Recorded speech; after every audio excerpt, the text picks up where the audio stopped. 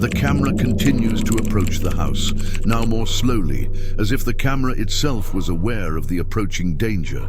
The moonlight shines weakly, illuminating the cracks on the roof and broken windows, while the strong wind shakes the branches of the trees, creating a strange and dissonant melody. The wind carries with it the sound of something that, at a distance, resembles a whisper, as if the air itself is trying to speak. Lucas's figure, at the age of 30, is ahead, driving the car with a relaxed smile, trying to maintain the animation. But his eyes, at certain times, narrow when he watches the house as he approaches. The tension grows on your chest. His hand on the wheel begins to sweat, and he shakes his head, trying to push the sense of growing discomfort. Beside him, Marina, his wife, is in a state of anxiety, his fixed gaze in the house at a distance. She feels the heavy air, as if an invisible presence was watching her, observing each of her movements. Marina, whispering almost to herself, "Lucas, something is not right. I feel it. I can't explain." Lucas, trying to disconcert, but with a slight tension in the voice. "It's just a joke, Marina. It's just an old house, nothing beyond that." But Marina can't get the feeling that something there is waiting for them. A feeling so strong that your stomach turns around with every feet that advances. Beside them, Isabella is apparently more relaxed, laughing and talking, trying to joke about the state of the house. However, even she begins to feel a slight pressure on her chest, a feeling of suffocation she tries to ignore. The silence inside the car becomes palpable. Everyone feels a growing feeling that, unlike a simple exploration, they are approaching something they should not see, something they don't want to see. Isabella, laughing, but with a twinge of discomfort. "It's going to be amazing, guys. Let's have a party in the middle of the forest. What can go wrong, isn't it?" Isabella's laugh sounds forced, and her tone, which was once reliable, begins to falter as the house approaches. She looks at Marina, who, though silent, is so apprehensive that she seems to want to scream. When the car finally in front of the house, the silence is absolute, almost deafening. The house, now very close, seems to observe them. The broken windows resemble empty eyes, and the door, which was once ajar, closes with such a strong snap that it makes everyone startled. Lucas, trying to disguise fear, "Come on!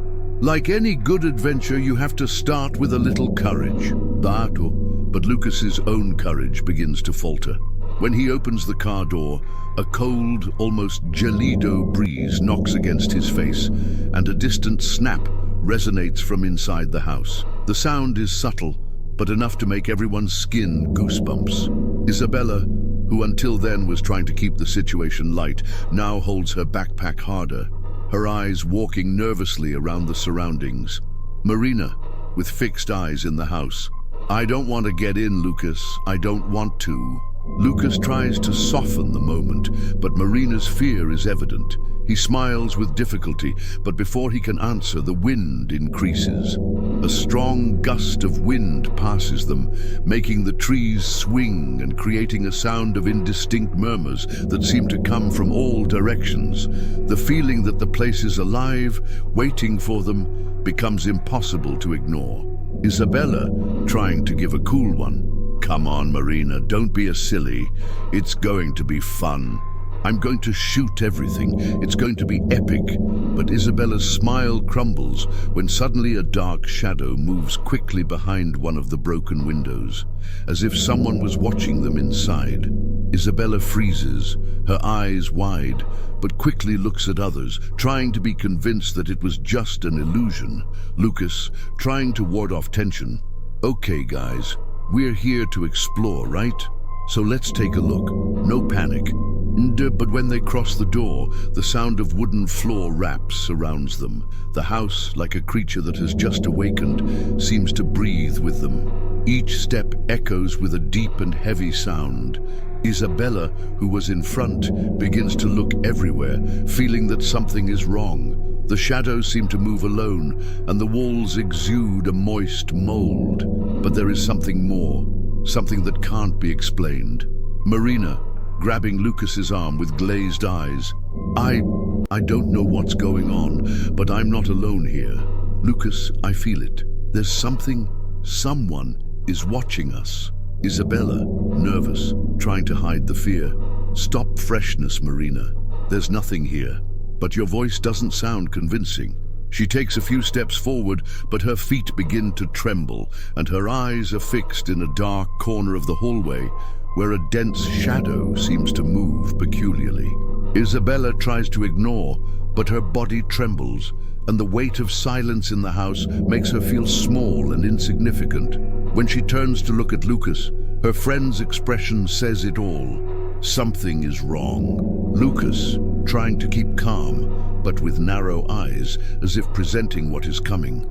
It's just the old house. Let's take a look, and we left. There's nothing much.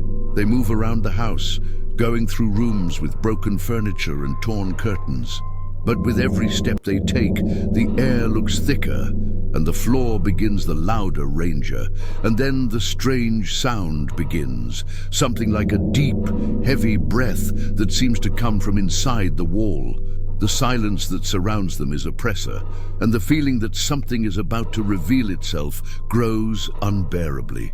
In a moment of carelessness, Lucas tries to open one of the bottom doors, but she gets it. It forces the doorknob harder, and when it finally opens, a strong and fetid smell invades its nostrils, making everyone move away quickly. Marina, in panic, with a choked voice, No, I can't stay here." The tension reaches your peak. The sound of the beating doors, the echo of steps that seem to come from all sides, and the whispers that take shape in incomprehensible words are now undeniable. They are in a house where evil seems to reside, waiting to speak up. And the worst, they know that when crossing that door, when they enter that place, there is no way to go back. The house, now inside, is darker than anyone could imagine. The corridor is narrow, poorly lit by the trembling light that enters the broken windows. The air is heavy, loaded with a mold smell and something more, something pungent, as if the house is rotting inside.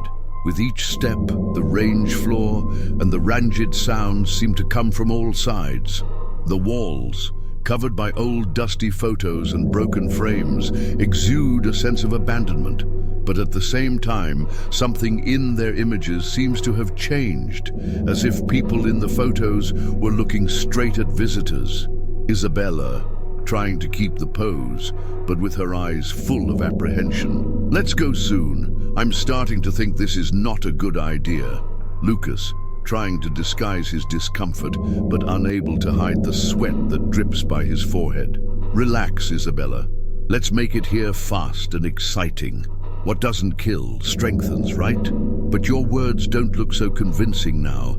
It begins to feel observed, a feeling of being followed, and the pressure in the air increases, making breathing increasingly difficult." When he looks at Marina, his eyes shine with a mixture of fear and confusion. She stares at a point at the end of the corridor, where a previously closed wooden door is now slightly ajar.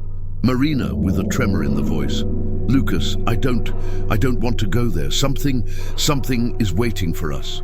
Before Luke can answer, the door opens alone slowly with a low and continuous ranger, as if it were a skeletal hand trying to move. The sound of the knocking door is drowned out by another sound that cuts the air, a low, sibilating laugh which seems to emanate from the walls, wrapping them completely. Isabella, trying to hide her dread but with trembling hands. "This is not funny, guys. Let's get out of here now." But the door opens completely, and inside the room, the dark hides something. A sharp cold takes over the environment, and everyone can see their breath condensing in the cold air. Lucas, with courage that is already dissipating, advances toward the dark room. As he crosses the door, he feels as if time had slowed. The silence is deafening. Nothing moves, nothing is heard, just a deep echo of its own steps. Lucas, swallowing dry, trying to keep calm. "Come on, guys. There's nothing here. I've seen this kind of thing in movies." But the house is not ready to let them go so easily. When Lucas crosses the room, a lamp on the wall lights up suddenly, illuminating an old swing chair in the corner, which begins to swing alone. The sound of the movement is soft but scary, as if inviting them to approach. The chair comes and goes without stopping. Marina, with wide eyes, begins to sweat cold. The air looks more dense, more oppressive. The feeling that something is about to manifest is so strong that it is impossible to ignore. Marina, whispering with an expression of horror, "Lucas, I saw someone there. I saw a shadow. We're not alone here." Isabella, feeling something is really wrong, tries to make a movement back to the door. But when trying, she realizes that the door you had entered is now completely closed. Without warning, the sounds become more intense. Slow, heavy steps from upstairs, followed by a macabre laugh that reverberates around the house. Seems to be someone or something is watching them with cruel patience. Isabella, screaming in panic, "I said we should have gone away. Let's go. We have to leave now." But as she turns out to leave, a dark shadow forms on the wall before her. First is just a stain, then it gets shape like a distorted and high human silhouette which moves slowly to the center of the room. The shadow, although not defined, seems to emit a dark, almost palpable energy. Lucas watches her, her heart beating faster, while the shadow seems to stretch as if approaching them, even without physically moving. Lucas, with almost trembling voice, "What is this? What is happening?" And then the sound that once seemed distant now becomes clear. The walls begin to vibrate gently, as if they were being pressed by an invisible force. The sound of the chains dragging on the floor comes from every corner, and a low, sibilating voice begins to say incomprehensible words. The whole house seems to be alive, and something in it is feeding on your presence. Marina, terrified, holding Lucas tightly. "We need to leave. We need to leave now." But there is no way out. The door you had entered is no longer there. The corridor leading to the entrance is now in complete darkness. The walls close around them, as if the house is swallowing time, space, and its own hopes. The cold increases, and a presence of something not human begins to materialize in the form of grotesque and disfigured figures. Your eyes, if they can be called with eyes, shine with a red light from the bottom of the room, watching them, waiting for the right time to act. Isabella, whispering with dread, We're stuck here. There's no way to leave. No." Lucas, trying to keep calm but clearly terrified, "Calm down, calm. We can't stay here."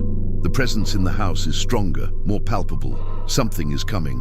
They may feel, they can hear, and the worst, have nowhere to run. When everyone thinks the worst has passed, the house begins to change. The floor begins to move subtly, as if the bricks themselves were being rearranged by invisible hands. The paintings on the walls, which were once only slightly crooked, are now facing the group, their faces looking more vivid and threatening. Marina, with eyes full of tears, desperate. "What is this? What is happening to us?" Lucas, looking at the shadows, not knowing what to do. "We can't stay here. We are being observed." But it's too late. Something, or someone, is finally revealed, and they realize that the house no longer leaves them. The death that surrounds those who enter is now closer.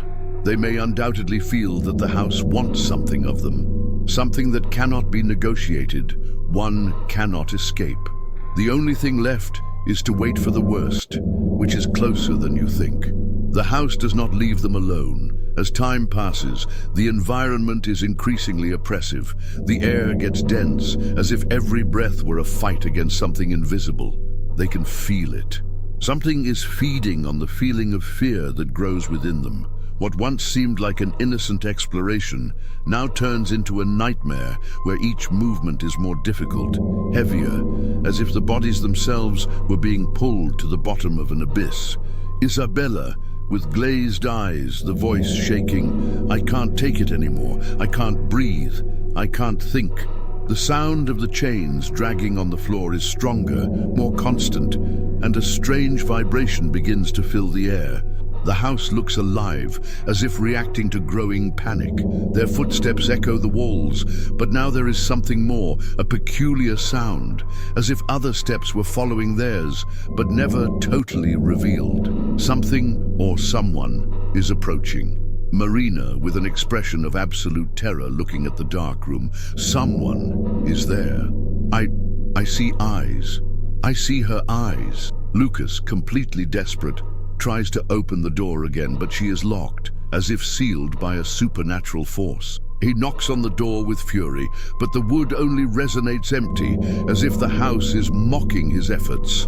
The house seems to laugh in response, a low and threatening laugh that seems to come from inside the walls. Lucas, in panic, desperate. No! It can't be! It can't be like that! In the background, the shadows seem to squirm, as if they were gaining their own life. They stretch and twist in a way that is impossible to understand, creating grotesque forms that resemble faces, but distorted in a way that is not human. The house is starting to reveal something much darker, something much older. Marina, whispering with dread.